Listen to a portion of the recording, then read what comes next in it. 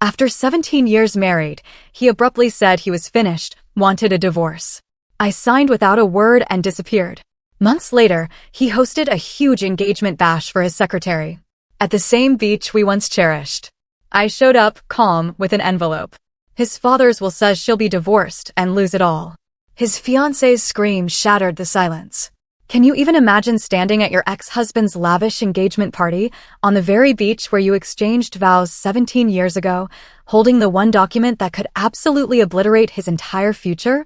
Because that's exactly where I found myself, watching him celebrate a new beginning with his secretary, while I held the power to cost him everything he valued, a staggering $23 million, and he had absolutely no idea. I gripped the manila envelope tighter, adjusted my sunglasses to hide the raw emotion in my eyes, and started walking towards those pristine white pavilions. Every step, my heels sank into the sand, deliberate and slow. But let me back up a bit. You need to know how I ended up on that beach with that power. 3 months earlier, before the divorce papers, before I even knew about Olivia, I was still playing the role of the perfect corporate wife. Our life was this meticulously choreographed dance, scheduled down to the minute. Thursdays, for example, meant salmon dinner at 7:30 p.m. sharp.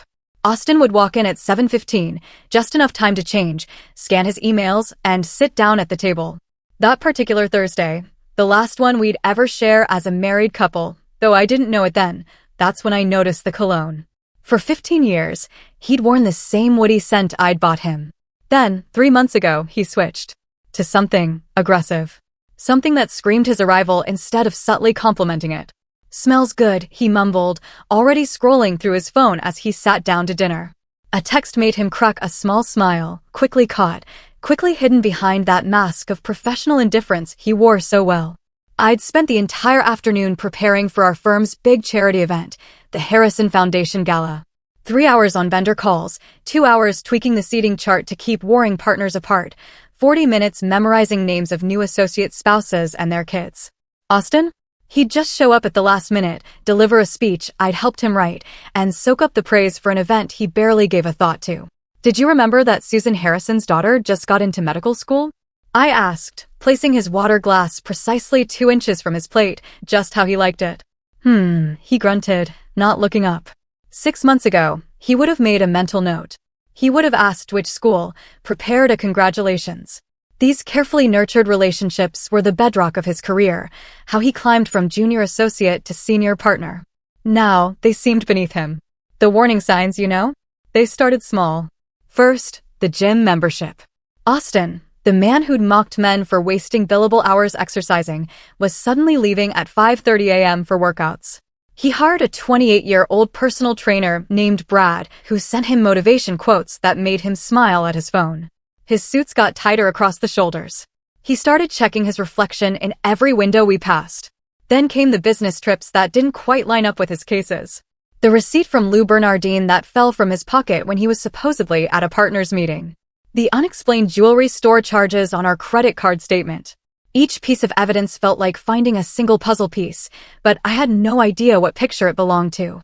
It was William, Austin's father, who saw it before I did. Over the years, we developed this unexpected friendship, born from Austin's neglect of both of us. It really solidified after Austin forgot our anniversary lunch.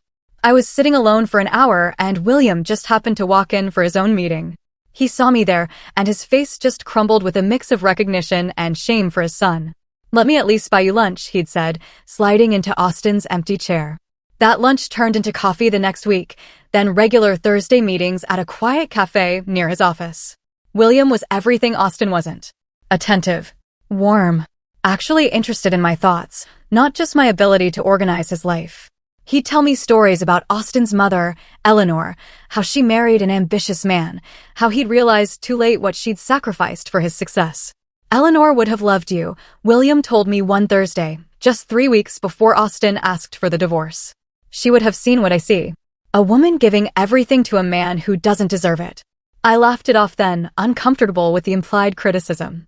"Marriage is about compromise," I'd said, the words tasting false even as I spoke them.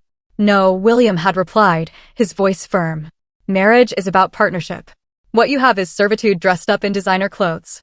And those designer clothes were another sign, weren't they? Austin had suddenly decided my wardrobe needed an update. Not for me, but for how I reflected on him. Out went the comfortable, classic pieces I'd worn for years. In came structured dresses and uncomfortable heels that, he said, made me look more like a senior partner's wife should look. The Morrison cocktail party is Thursday. Austin announced that final morning, not asking if I was free, just assuming I'd rearrange my life. I have book club Thursday, I said, testing him. He looked at me then, truly looked at me, for the first time in months. His expression was one of mild irritation mixed with surprise, as if the furniture had suddenly spoken. Cancel it, he said simply. This is important. Everything Austin did was important. Every meeting, every dinner, every golf game that might lead to a new client. My book club, my friends, my interests, these were just obstacles to be managed, not priorities to be considered. Standing there now at his engagement party, watching him laugh with his senior partners, his hand possessively on Olivia's waist, it all clicked into place. Those 17 years hadn't been a marriage. They'd been an elaborate performance, and I'd memorized my lines so well that I'd forgotten I was acting. The manila envelope in my hand wasn't just about revenge or money. It was about finally stepping off that stage and watching the entire theater collapse without its most essential support. The white pavilions fluttered in the ocean breeze as I approached the gathering. But my mind pulled me back to that Thursday evening 3 months ago, when everything shifted. I can still hear the mechanical precision of plates sliding into the dishwasher rack, each movement deliberate and calculated, as if Austin had rehearsed this moment in his mind. The kitchen felt impossibly small that night, the walls pressing in as he spoke, his back still to me. I'm done, Kay. I want a divorce. 5 words, delivered to the back of his head. I was holding a glass of Malbec, and I remember watching the wine tremble, tiny ripples disturbing its surface. The refrigerator hummed louder than usual. Or maybe the silence between us amplified every sound. There was a water stain on the ceiling I'd never noticed before, shaped like a question mark, and I focused on it while my marriage dissolved in the space between the dishwasher and the kitchen island. That's it.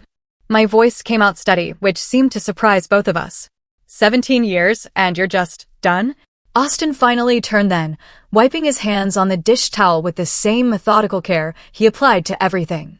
His expression was closed off. Professional. The face he wore for difficult client meetings. We both know this hasn't been working, he said, folding the towel into a perfect square. It's better to be honest about it. The conversation lasted exactly 12 minutes. I know because I watched the microwave clock the entire time, green numbers marking the systematic destruction of everything we'd built. Austin outlined his plan with the efficiency of a corporate merger. He'd already consulted a lawyer, already found an apartment, already calculated the division of assets.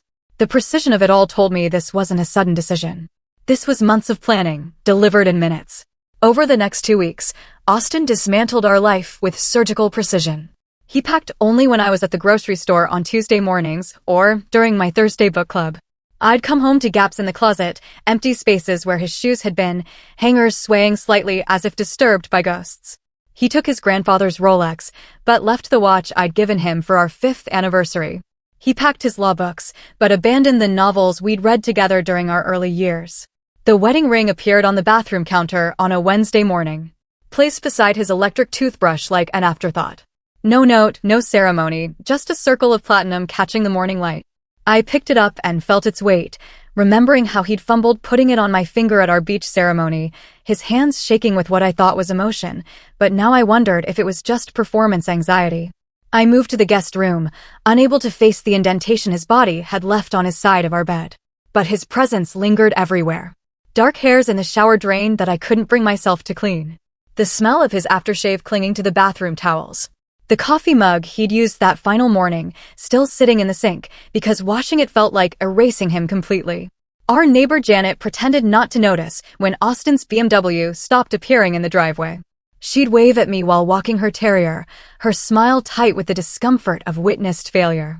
The mailman started leaving packages on the doorstep without knocking, as if divorce might be contagious. Even the house seemed to exhale differently, expanding into spaces Austin had occupied, testing its new dimensions. The divorce papers arrived on a Tuesday, exactly 2 weeks after Austin's announcement.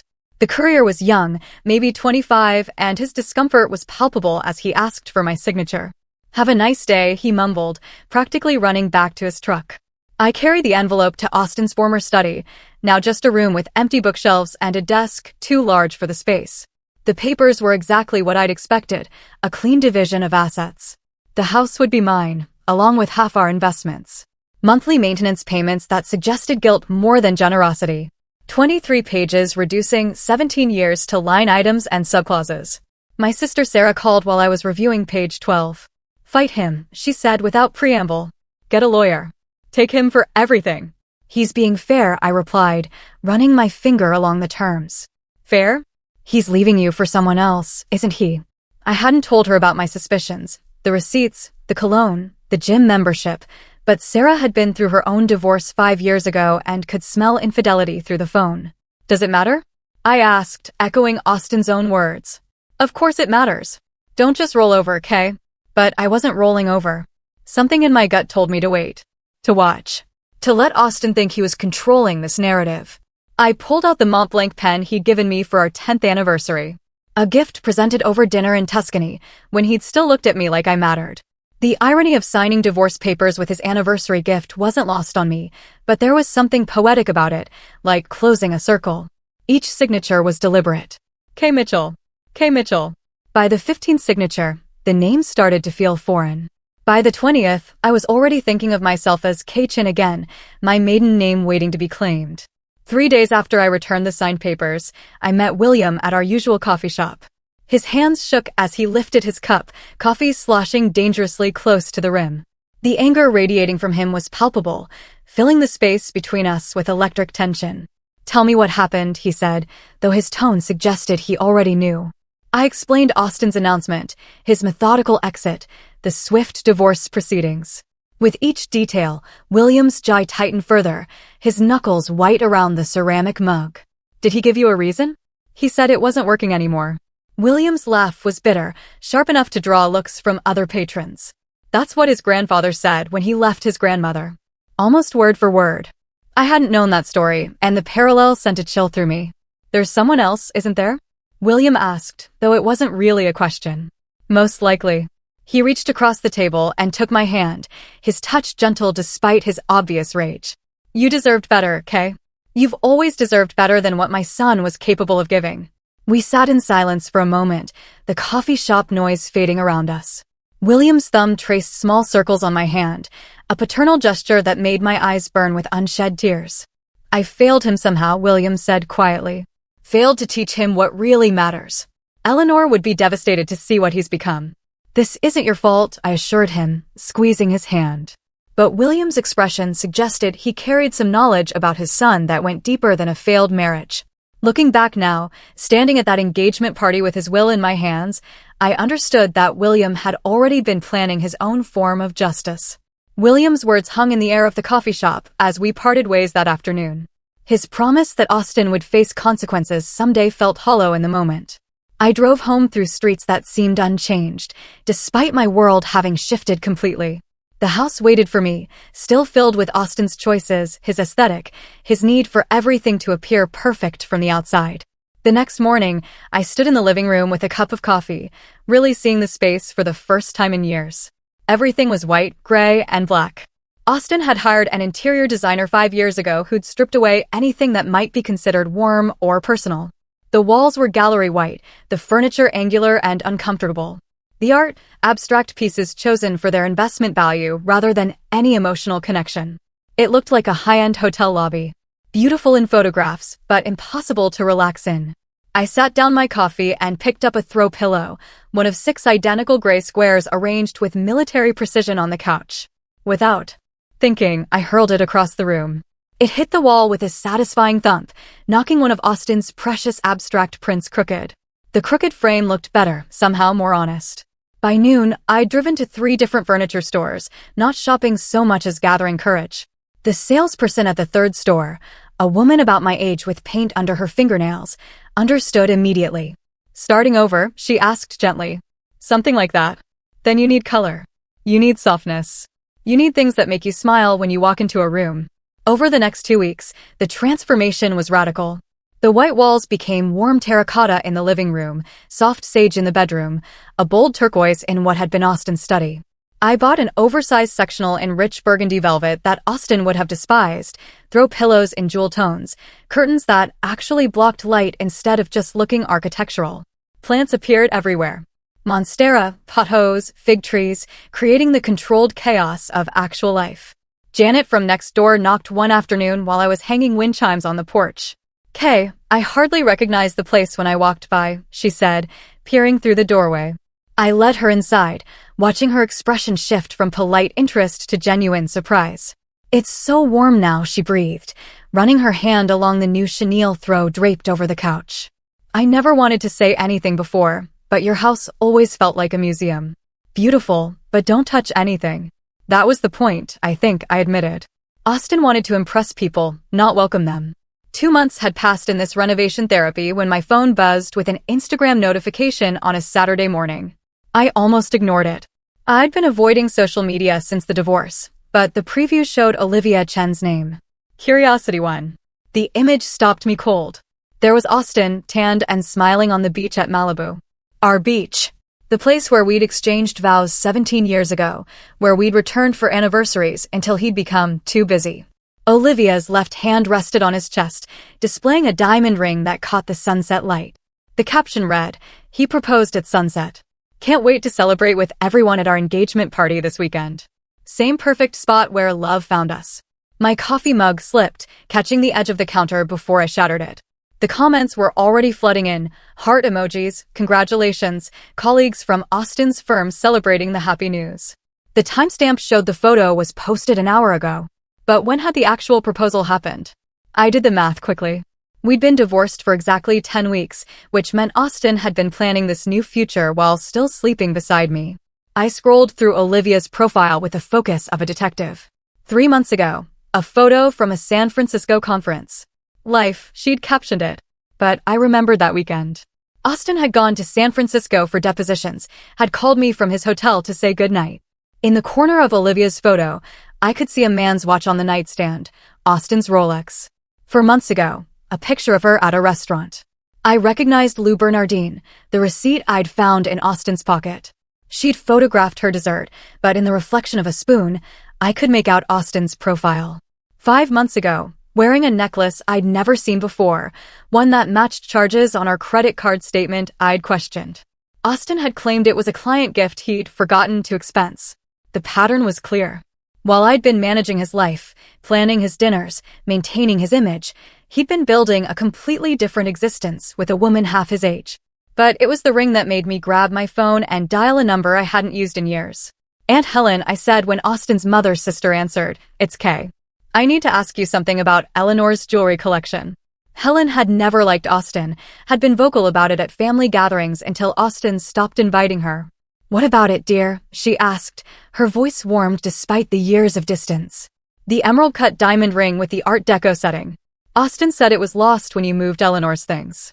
There was a long pause. "Lost? That ring has been in the family for 90 years. Eleanor specifically wanted it saved for." She stopped. "Why are you asking?" I texted her the photo of Olivia's hand. The silence stretched so long I thought we'd been disconnected. "That's it," Helen said, her voice shaking with anger. "That's Eleanor's mother's ring. Austin told me he was having it reset for your anniversary. That was 8 months ago. 8 months. Before the gym membership, before the new cologne, before any signs I'd noticed. He'd been planning his exit while I was still believing in our future." I was sitting in my newly colorful living room, still processing this timeline of deception, when the doorbell rang at 7 that evening. Through the peephole, I saw William standing on my porch, his face drawn and serious, holding what looked like documents against his chest. "I'm sorry to come by so late," he said when I opened the door. "But there's something you need to know." He paused in the entryway, his eyes taking in the transformation. The white walls were gone, replaced with warm earth tones. The uncomfortable modern furniture had given way to pieces that invited you to sit, to stay, to actually live in the space. "You've made it a home again," he said softly, running his hand along the restored wooden banister I'd uncovered beneath Austin's industrial metal edition. "Eleanor would have loved this." "What did you need to tell me?" I asked, though something in his expression made my pulse quicken. He pulled a manila folder from inside his coat, his hands trembling slightly as he held it out to me.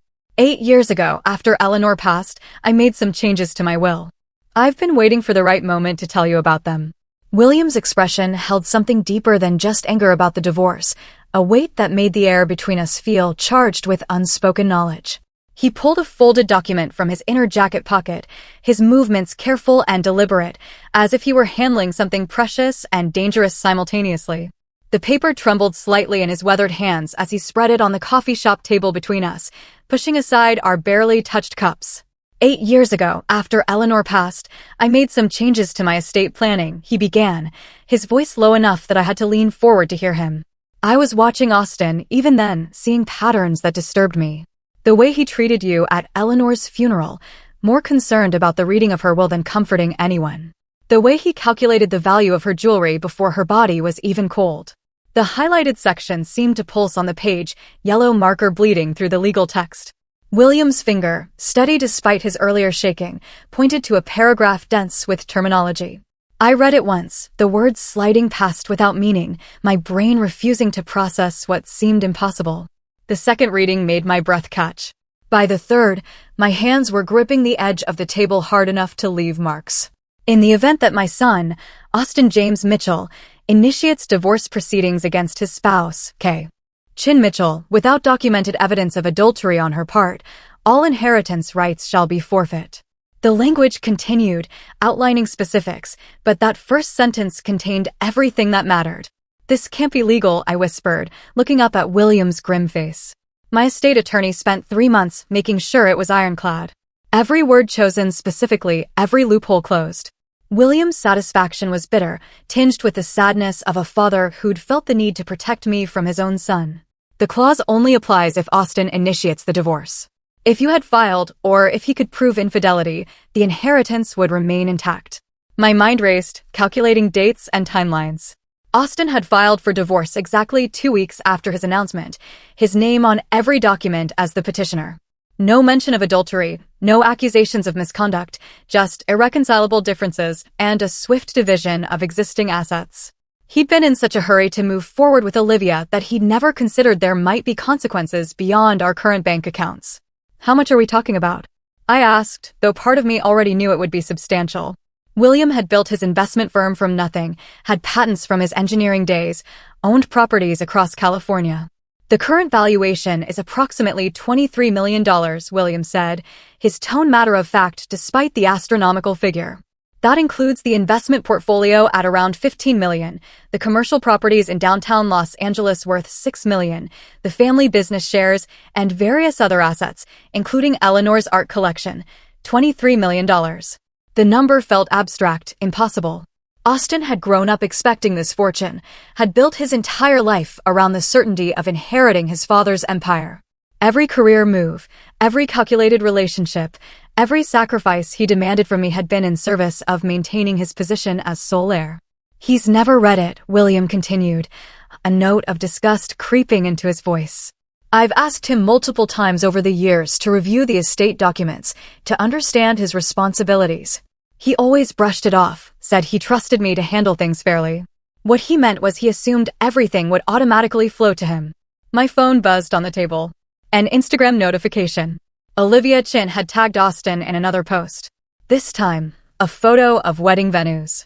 The caption read, narrowing down our dream location. Can't wait to start our perfect life together. The casual cruelty of it, the public display of their relationship while our divorce ink was barely dry, made my stomach turn. William saw my screen and his jaw clenched. The engagement party is this Saturday at Malibu Beach.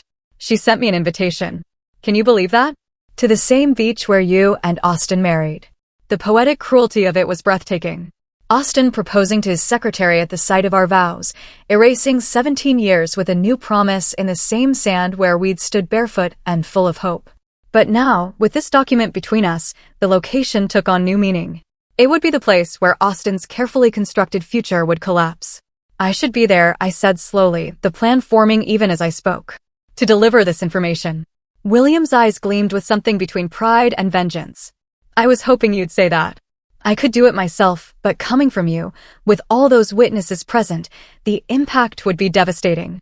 We spent the next hour strategizing, our coffee growing cold as we mapped out the approach. William would have his attorney prepare official documentation, properly notarized and sealed. I would arrive during the party, not before when I might be turned away, not after when the moment would be lost. William offered to accompany me, to stand beside me as I delivered the news, but I declined. This is something I need to do alone, I explained, and he understood. This wasn't about requiring support or protection. This was about standing on my own feet and watching Austin realize that the docile wife he discarded held the power to dismantle everything. That evening, I stood before my closet, selecting each piece of my outfit with military precision. The white sundress that moved like water, suggesting grace rather than grief. Austin had always preferred me in dark colors, professional blacks and grays that wouldn't draw attention from him. The flowing white fabric would make me impossible to ignore. My mother's gold jewelry came out of storage. Pieces Austin had deemed too ethnic, too traditional, for his corporate world. The delicate chains and intricate earrings caught the light, each piece a connection to the heritage he'd asked me to minimize. The oversized sunglasses weren't just for mystery, but for control. Whatever emotions I might feel walking onto that beach, they would remain hidden behind designer frames.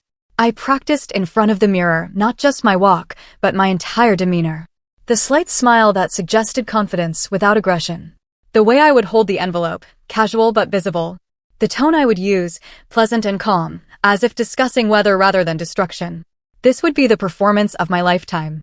17 years of playing Austin's perfect wife transformed into one moment of perfect justice. William called that night to confirm everything was arranged. The attorney will have the official letters ready for Monday delivery to Austin's office, he said. But your appearance at the party, that's what will make this memorable. As I hung up, I thought about the Austin I'd fallen in love with 20 years ago. The ambitious law student who'd promised me partnership, not servitude. Somewhere between his first promotion and his father's growing fortune, that person had disappeared, replaced by someone who saw people as assets to be managed or discarded. Saturday wouldn't just be about revealing the will's clause. It would be about showing Austin that the asset he discarded had been the one keeping his future intact. Saturday morning arrived with a kind of crystalline California sunshine that made everything look like a film set. I drove toward Malibu with the windows down, letting the salt air tangle my carefully styled hair, knowing I could fix it when I arrived. The envelope sat on the passenger seat, its corners perfectly sharp, the weight of it somehow heavier than paper should be. My phone showed 3 missed calls from my sister Sarah, but I couldn't talk to anyone right now. This moment required complete focus. The beach parking lot was already crowded with luxury vehicles when I arrived at 4:30. Mercedes, BMWs, a few Teslas, and Austin's precious new Porsche, positioned prominently near the entrance.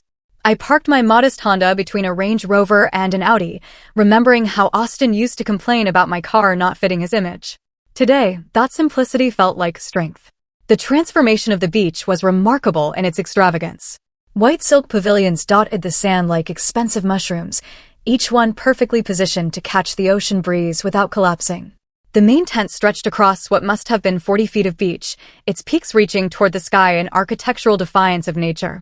Beneath it, round tables draped in cream linens held centerpieces of white orchids and pale blue hydrangeas. Each arrangement probably costing more than most people's weekly groceries. I recognized the caterer immediately. Maison Blanc had done our 10th anniversary party. The owner, Marie, greeting me personally back then, complimenting my menu choices.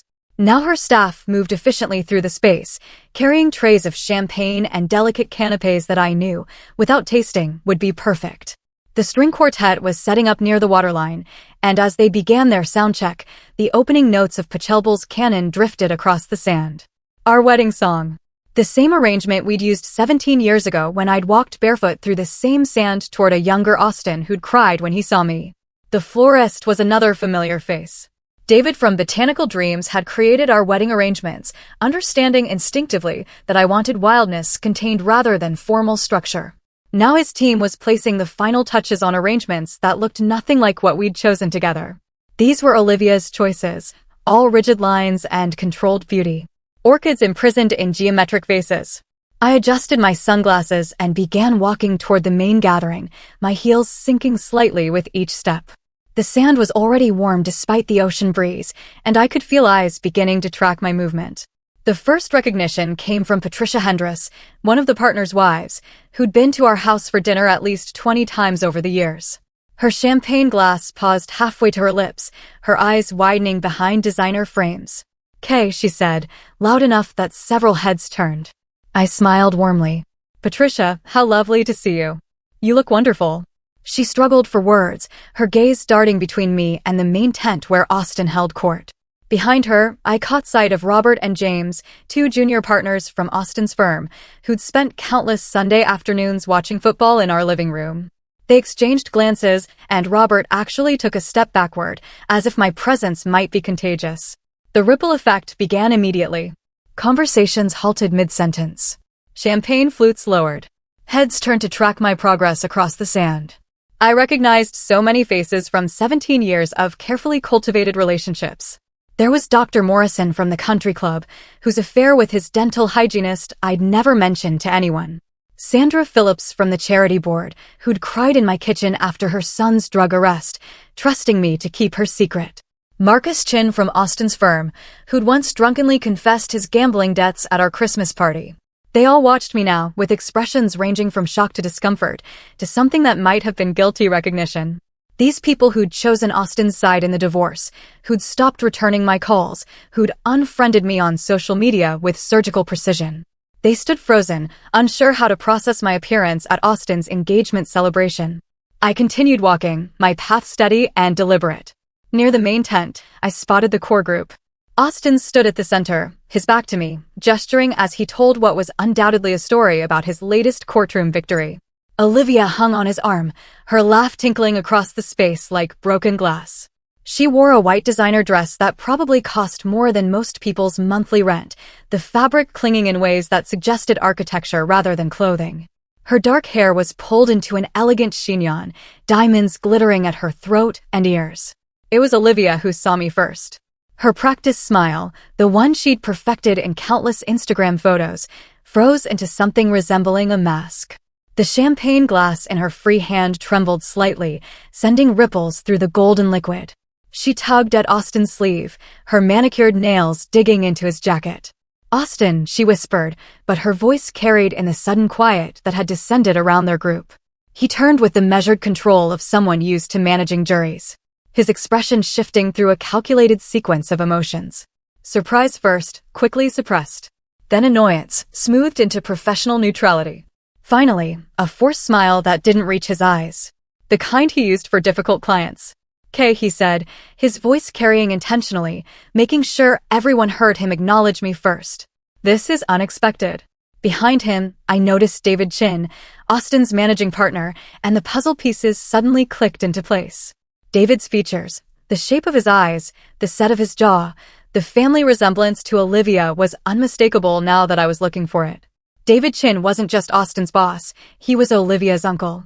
The rapid promotion Austin had received, Olivia's position as his secretary despite her limited experience, the favorable treatment Austin had been receiving at the firm. It all made sense now. David stepped forward slightly, positioning himself protectively near Olivia.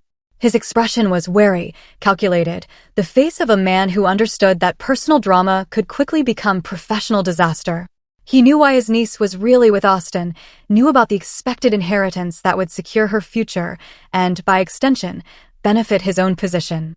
"Mrs. Mitchell," David said carefully, still using my married name as if to establish boundaries. "It's Miss Chin now," I corrected gently. "I've gone back to my maiden name." The correction landed like a small bomb in the group. Olivia's grip on Austin's arm tightened, her knuckles white against his navy jacket. Around us, the party continued in muted tones, guests pretending to converse while obviously straining to hear every word of our exchange. The string quartet had stopped their warm-up, uncertain whether to begin playing or wait. The servers had slowed their circulation, hovering at the edges of the scene with forgotten trays. 200 guests, all connected to Austin's professional world, all watching to see how he would handle this unexpected arrival of his discarded past at his gleaming future celebration. The beach that had witnessed our beginning would now witness something else entirely, though they didn't know it yet. The silence stretched between us, taut as a wire, while 200 guests held their collective breath. Austin's jaw worked silently, and I could see him calculating his next move with the same precision he used in court. He stepped toward me, his hand reaching out as if to guide me by the elbow, a gesture he'd perfected over years of steering me through social situations. Perhaps we could discuss this somewhere more private, he said, his voice pitched loud enough to suggest reasonableness to our audience while attempting to maintain control. I remained perfectly still, letting his hand hover in the air between us until he was forced to lower it. The envelope in my hand felt warm against my palm, as if the documents inside were alive with their own energy. "Oh, I won't take much of your time," I said, my voice pleasant and clear, carrying across the beach with the same projection I'd learned hosting his corporate events. "I just wanted to deliver something in person." It seemed appropriate, given the setting. Austin's eyes narrowed slightly, but his professional smile remained fixed. Behind him, David Chin shifted his weight, his business instincts clearly warning him that something significant was about to unfold. Olivia's grip on Austin's arm had become almost desperate. Her knuckles white against his navy jacket, her breathing shallow and quick. "What is this about, Kay?" Austin asked, attempting to inject authority into his tone. I pulled the document from the envelope with deliberate care, the official seal catching the late afternoon sunlight. "It's about your father's will, Austin. Specifically, the moral clause he added 8 years ago." The words landed like stones dropped into still water, ripples of shock spreading through the assembled crowd. Several phones appeared in hands, held at angles that suggested recording rather than checking messages. Austin's colleague, Marcus, actually stepped closer, his expression shifting from discomfort to intense interest. "What are you talking about?" Austin's voice had lost its measured control, rising slightly in pitch. "The clause is quite specific," I continued, holding the document where he could see it, but not quite reach it. "If you initiated divorce proceedings against me without documented proof of infidelity on my part, you forfeit your entire inheritance. Everything transfers to your mother's cancer research foundation." The blood drained from Austin's face so quickly that for a moment I thought he might faint. His mouth opened, then closed, no sound emerging.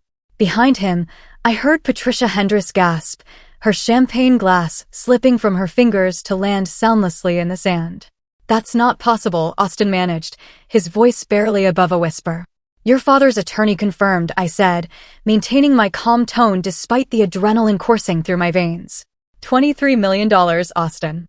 The investment portfolio, the commercial properties, the business shares, all of it. David Chin stepped forward, his business mind clearly racing through the implications. A senior partner without his expected inheritance was a very different asset to the firm.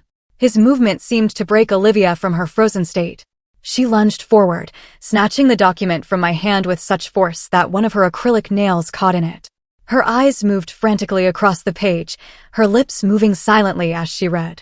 The designer dress that had looked so elegant moments before now seemed to constrict her breathing, her chest rising and falling rapidly as she processed the legal language. "This is fake," she said, her voice high and desperate. "This has to be fake. Tell them it's fake, Austin." But Austin stood frozen, his legal mind undoubtedly recognizing the authentic formatting, the official seals, the language that matched his father's attorney's style. His silence was more damning than any confession could have been. Olivia's eyes darted between the document and Austin's ashen face, searching for denial that wouldn't come. She stumbled backward, her designer heel catching in the sand and snapping with an audible crack. She kicked off both shoes violently, standing barefoot in the sand, the document crumbling in her clenched fist. "You told me," she began, her voice rising with each word. "You promised me that everything was yours. The fortune, the properties, the future you sold me on. Olivia, please." Austin reached for her, but she jerked away, nearly colliding with a server carrying a tray of champagne. $23 million. She was screaming now. All pretense of elegance abandoned. "You let me plan a life, a future based on money you don't even have." The sound that emerged from her throat next was primal, a scream of pure rage that sent the seagulls that had been peacefully circling overhead scattering in all directions. Guests stumbled backward, creating an expanding circle around us. Their faces, masks of shock and barely concealed fascination. Someone's champagne glass shattered against a rock, the sound sharpening the aftermath of Olivia's scream. "You lied to me." She threw the crumpled document at Austin's chest where it bounced off and landed in the sand between them. "Everything was contingent on that money. My uncle vouched for you because of your inheritance." David Chin's face had turned an alarming shade of purple. His professional reputation now tangled in this spectacular public humiliation. He moved toward his niece, perhaps to quiet her, but she rounded on him with equal fury. You knew, she accused, pointing a shaking finger at him. You had to have known something was wrong. You did the background checks when Austin joined the firm. The revelations sent another ripple through the crowd, background checks that had missed a $23 million contingency. The other partners from Austin's firm exchanged meaningful glances, their faith in David's judgment visibly crumbling. Austin finally found his voice, reaching for Olivia again. We can talk about this. There might be ways to contest. Contest? Olivia laughed, but the sound was hollow, bitter. With what money? He just became worthless to me, to the firm, to everyone here. She grabbed her purse from a nearby table, knocking over a centerpiece in the process. Water and orchids spilled across the white linen, creating a spreading stain that looked like surrender. The string quartet had long since stopped playing, their instruments held uselessly as they watched the drama unfold. The caterers stood frozen with their trays, unsure whether to continue service or retreat entirely. The notification from William's attorney will arrive at your office Monday morning, I said into the chaos, my voice cutting through the murmurs and gasps. I thought you deserved to hear it first, considering the circumstances. Austin turned to me then, his eyes holding a mix of rage and something that might have been grudging respect. He'd been outmaneuvered, not by aggressive tactics or legal warfare, but by his own arrogance and assumptions. The paradise he'd built with Olivia on this beach that held our history had crumbled in less than 5 minutes. Around us, the perfect engagement party continued its collapse. Olivia was stumbling toward the parking lot, her uncle hurrying after her, their raised voices carrying back on the ocean breeze. Guests were already pulling out phones, not even pretending to be discreet as they texted and called, spreading the news through Los Angeles's legal community like wildfire. Austin stood alone in the center of what had been his triumph, surrounded by the debris of his ambitions. I turned from Austin's frozen figure and began my walk back across the sand, each step deliberate and measured. The white sundress moved around my legs with the ocean breeze, and I could feel the weight of 200 pairs of eyes following my progress. My heels sank deeply into the sand with each step, leaving perfect impressions that the incoming tide would soon erase. But for now, they marked my path away from 17 years of marriage and towards something I couldn't yet name. The crowd parted as I approached, creating a corridor through their expensive clothes and shocked faces. Patricia Hendress reached out as if to touch my arm, then thought better of it, her hand dropping to clutch her pearls instead. Robert from Austin's firm actually nodded at me, a gesture somewhere between respect and acknowledgement, as if he'd just witnessed a masterful closing argument in court. Sandra Phillips mouthed what might have been good for you, though no sound emerged. Behind me, the chaos continued to unfold. I could hear Olivia's voice carrying on the wind, sharp bursts of anger mixed with what sounded like sobbing. Austin's voice rose occasionally, trying to restore order, to manage the situation the way he managed everything else in his life. But some things couldn't be managed, controlled, or negotiated away. Some consequences arrived with the force of natural law. Marcus Chin stepped directly into my path, his expression unreadable. For a moment, I thought he might say something, might try to defend Austin or condemn me for my timing. Instead, he moved aside with something approaching a bow, a gesture of recognition for what I'd just accomplished. As I passed, I heard him murmur to his wife, Austin should have read the will. First rule of law, always read the documents. The sand gave way to pavement as I reached the parking lot, and the solid ground beneath my feet felt like crossing from one world into another. The sounds of the party, the murmuring voices, the distant crash of waves, someone's nervous laughter, began to fade. I could see my Honda ahead, modest and reliable among the luxury vehicles, waiting exactly where I'd left it. My phone buzzed in my purse as I reached the car. I pulled it out to find a message from William, time-stamped just minutes ago. He must have been watching the clock, knowing approximately when I'd deliver the news. The message was characteristically brief. I trust the delivery went smoothly. Dinner Thursday. My treat, as always. The normalcy of it. The casual assumption that our regular dinner would continue despite the bomb I'd just detonated in his son's life made me smile for the first time that day. Not a practiced smile or a strategic one, but something genuine. I typed back quickly. Wouldn't miss it. Your son now knows what he lost. My hands were perfectly steady as I unlocked the car and slid behind the wheel. No trembling, no delayed shock, no sudden rush of regret or doubt. The strange calm that had carried me through the confrontation remained solid as bedrock. This wasn't the shaky equilibrium of suppressed emotion, but something deeper, more fundamental. The peace that comes from finally fully standing in your own truth. I started the engine and pulled out of the parking space, taking one last look at the beach in my rearview mirror. The white pavilions that had looked so elegant an hour ago now seemed like monuments to Austin's hubris. Temporary structures that would be dismantled by morning, leaving no trace they'd ever existed. The ocean continued its eternal rhythm, unconcerned with the human drama playing out on its shores. This same stretch of sand had witnessed our wedding 17 years ago, when I'd walked barefoot through the surf in a simple white dress, believing in forever. The coastal road curved away from the beach, and I followed it past familiar landmarks that felt like mile markers of our relationship. There was Ocean View Restaurant, where Austin had proposed down on one knee with a ring he'd chosen without consulting me, so certain I'd say yes that he'd already made reservations for our engagement party. The Seafoam Inn, where we'd spent our wedding night, where he'd carried me across the threshold with promises of partnership and equality that had evaporated like morning mist. Each location I passed felt like shedding another layer of the past, leaving it behind on this stretch of California coastline. The woman who'd driven to the beach an hour ago, carrying an envelope and 17 years of accumulated hurt, wasn't the same one driving away. That woman had been defined by her relationship to Austin, as wife, as support system, as the silent foundation of his success. This woman, the one gripping the steering wheel with steady hands, was just Kei-chin. No suffix required. The highway opened up before me, and I pressed the accelerator, feeling the Honda respond eagerly. There was something profound in this moment that had nothing to do with Austin's financial destruction or Olivia's public humiliation. It wasn't about the money he'd lost or the consequences he'd face Monday morning when William's attorney made everything official. The truth was simpler and more complex simultaneously. Revenge, I realized, wasn't about actively destroying someone. It wasn't about planning their downfall or orchestrating their humiliation. True revenge was simply stepping back and allowing someone's own choices to play out without the safety net they'd taken for granted.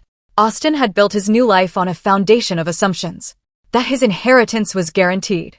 That I would remain the quiet, accommodating ex-wife. That his father would never hold him accountable for his choices. He'd been wrong on all counts, but the wrongness wasn't my doing. I hadn't created the clause in William's will. I hadn't forced Austin to file for divorce. I hadn't made him chase after his secretary or lie about his secured fortune. All I'd done was deliver information he should have known, at a moment when that information would have maximum impact. The rest was simply consequence following cause, as natural and inevitable as waves following the pull of the moon. Traffic was light heading back toward the city, and I found myself thinking about the Thursday dinners with William that would continue. The redecorated house waiting for me. The painting classes I'd enrolled in for next month. Life would go on, fuller somehow, for having shed the weight of Austin's expectations and demands. The future, which had seemed so uncertain when he'd announced his desire for divorce, now stretched ahead with possibility. My phone buzzed again with text messages from Sarah, from friends who'd already heard through the lightning-fast gossip network, from numbers I didn't recognize. I ignored them all. There would be time for conversations and explanations later. For now, I drove toward the sunset with the windows down, my hair whipping in the wind, the taste of salt and freedom on my lips. The sunset painted the sky in shades of orange and pink as I pulled into my driveway. The automatic response of checking my phone finally winning over my desire for continued silence. 43 messages waited, but I scrolled past most of them, stopping only at one from Marcus Chin, sent just 30 minutes after I'd left the beach. Austin trying damage control. Partners meeting called for Monday morning. David Chin recusing himself from all decisions regarding Austin's position. Thought you should know. Monday arrived with a kind of dramatic flair Austin would have appreciated in his old life.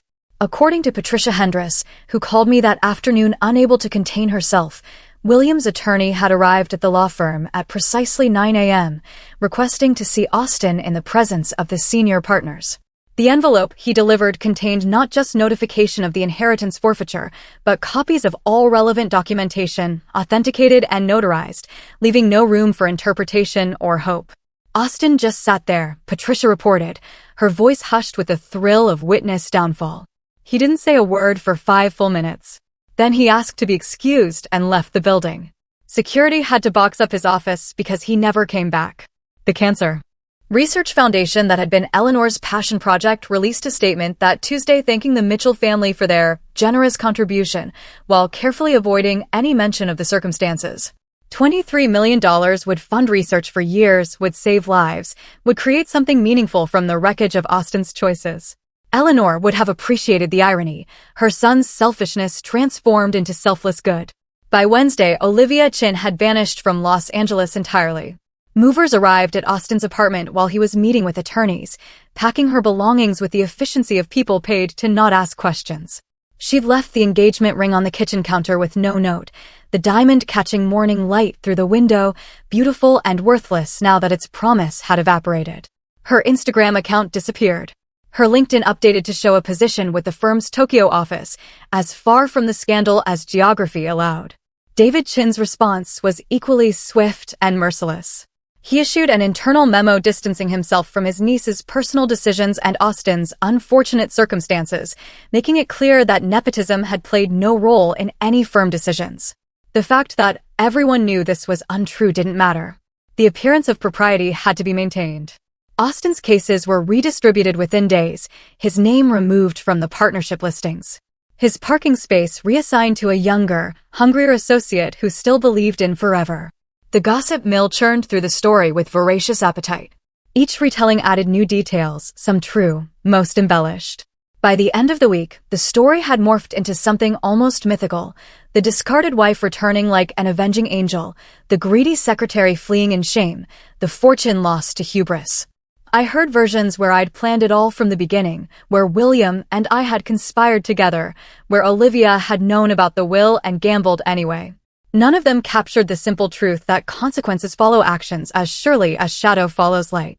Thursday dinner with William continued as if the world hadn't shifted on its axis. We met at our usual restaurant, ordered our usual meals, and talked about everything except Austin. William had aged years and days, the weight of watching his son's destruction evident in new lines around his eyes. But there was also something like peace in his expression. The foundation called today, he mentioned over dessert.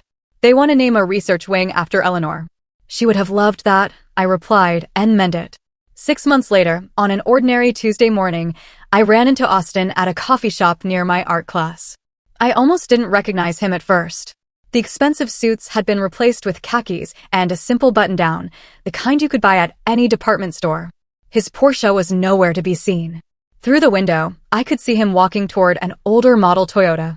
Practical and unremarkable. "Kay," he said, and for the first time in 20 years, he looked directly at me, really saw me. "Hello, Austin." We stood there for a moment. Two people who had once promised forever, now strangers with too much history. He looked older, certainly, but also somehow clearer, as if losing everything had scraped away decades of pretense. "I work at a small firm in the Valley now," he offered unprompted. "Personal injury cases mostly.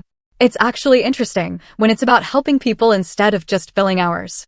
"That's good," I said, and found that I meant it. "I wanted to apologize," he began, then stopped, seeming to realize the inadequacy of words. "Not for your benefit. I know it's too late for that. But I need you to know that I understand now what I threw away, what I never saw when I had it." I studied his face, searching for the manipulation that had always been there.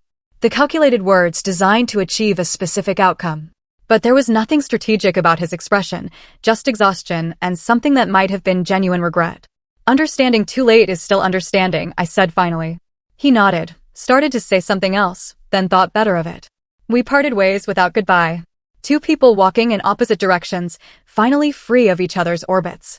Thursday dinners with William became the cornerstone of my new life. We explored restaurants across the city, talked about books and art and travel, built the kind of relationship I'd always wanted with my own father but never had. He helped me understand tax implications when I sold some investments. Celebrated with me when my first painting sold at a local gallery. Listened without judgment when I talked about maybe dating again someday. The house became truly mine through small transformations. Austin's home office became my art studio, north-facing windows flooding the space with perfect light. The formal dining room we'd used twice a year became a library filled with books Austin would have called frivolous. The garden, which had been maintained by services to look perpetually perfect, grew wild with vegetables and flowers that attracted butterflies and bees. Standing in that garden one evening, soil under my fingernails, paint still on my jeans, I understood that the best revenge hadn't been about destroying Austin at all. It had been about refusing to be destroyed myself, about walking away from that beach, from 17 years of diminishment, toward a life that was entirely, authentically, unapologetically mine. The woman who had stood at Malibu Beach with an envelope full of consequences had been seeking justice. The woman tending tomatoes in her own garden had found something better. She had found herself. What about you? Have you ever had a moment where you realized true justice wasn't about getting even, but about finding your own peace? I'd love to hear your thoughts on this story in the comments below. What would you have done in my place?